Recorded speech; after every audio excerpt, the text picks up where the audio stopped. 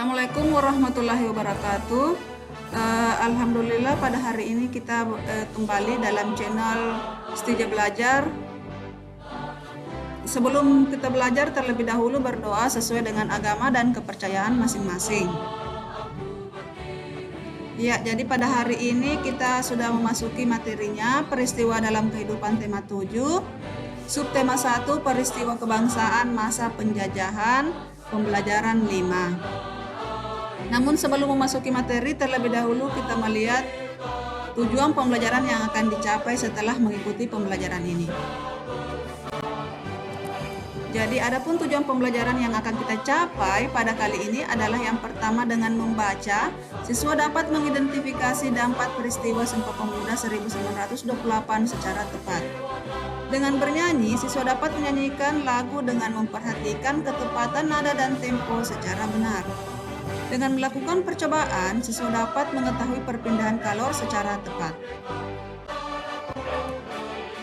Nah, peristiwa Sumpah Pemuda 1928 memberi dampak yang sangat besar terhadap perjuangan pergerakan nasional.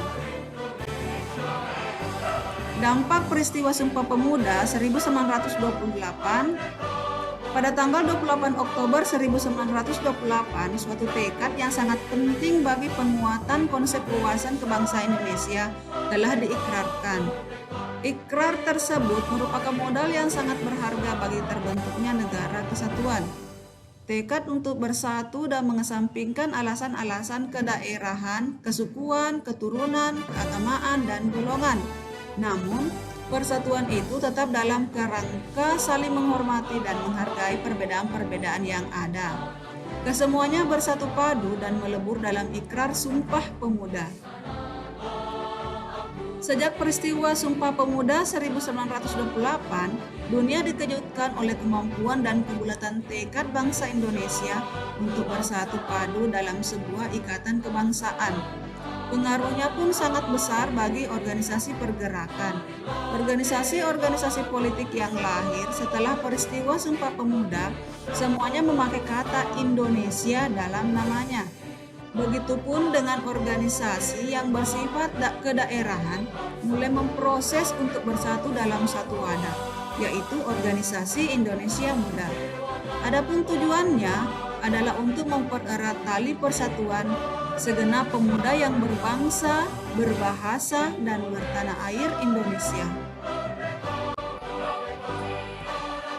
Peristiwa Sumpah Pemuda telah membawa kesadaran dalam diri setiap orang akan pentingnya persatuan dan kesatuan dalam sebuah bangsa. Penyatuan berbagai sifat kedaerahan menjadi sifat nasional terus dilakukan.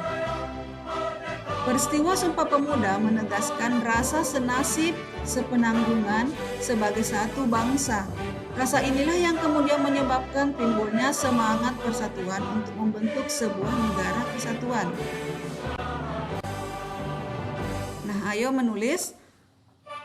Jadi kalian menuliskan dampak peristiwa Sumpah Pemuda apa? Jadi apa akibat dari Sumpah Pemuda ini?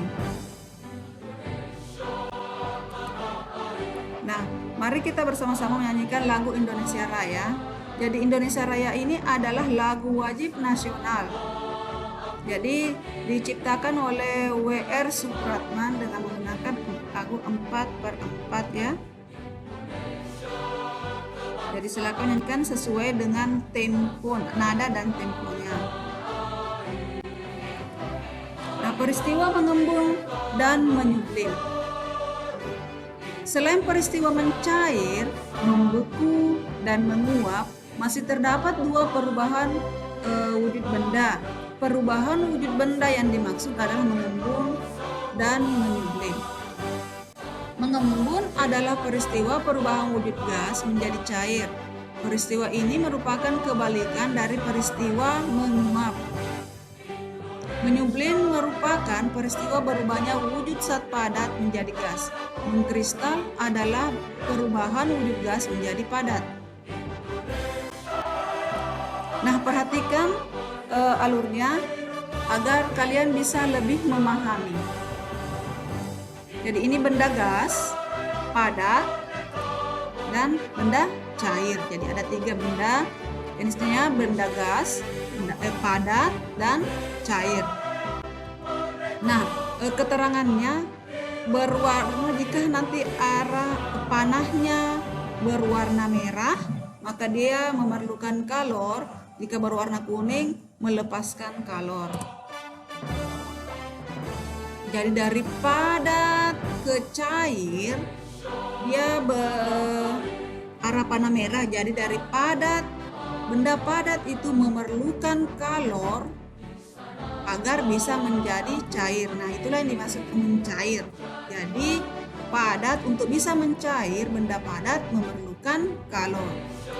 Nah, melepaskan kalor dari cair ke padat, membeku ya, artinya dia melepaskan kalor, melepaskan panas.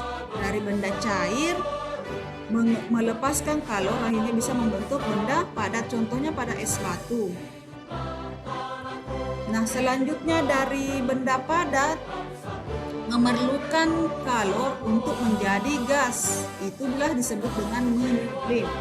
Jadi dari benda padat ini memerlukan panas sehingga bisa menjadi gas, berubah menjadi gas. Nah, inilah yang dimaksud dengan menyublim. Selanjutnya dari benda gas melepaskan kalor untuk menjadi benda padat, dari gas menjadi padat. Nah, inilah yang dimaksud dengan mengkristal, jadi dari gas ke padat. Nah, dari cair ke gas dia memerlukan kalor, inilah yang dimaksud dengan menguap, dari cair ke gas, jadi memerlukan kalor ya. Contoh kalau kita memasak air, lama kelamaan airnya berkurang jika dipanasi terus, karena dia akan berubah menjadi gas. Itu artinya dia memerlukan kalor sehingga berubah menjadi gas.